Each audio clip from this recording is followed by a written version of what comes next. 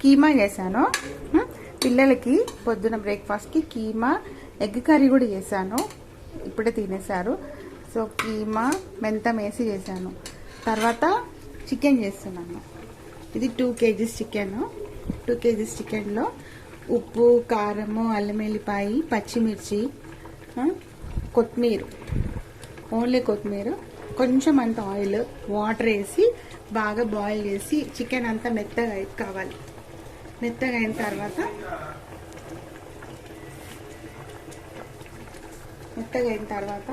ఇక్కడ చూడండి మసాలా ప్రిపేర్ చేసి పెట్టాను. ఇది ఏం మసాలా అంటే ఎండు కొబ్బరి, కాజు, మళ్ళీ దాల్చిన చెక్క, ఇలాచి, మిరియాలు.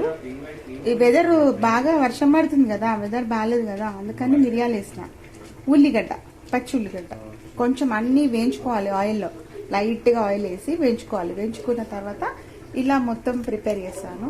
సో ఇప్పుడు టమాటా కూడా వేసానండి, సారీ మర్చిపోయాను. టమాటా కూడా దీంట్లోనే వేసేసాను. అయితే ఇది చికెన్లో వేస్తున్నాను.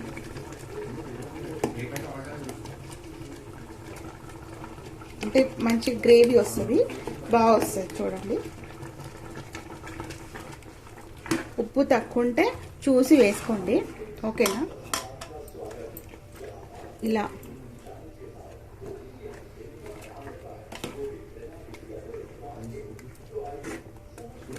చూస్తున్నారా?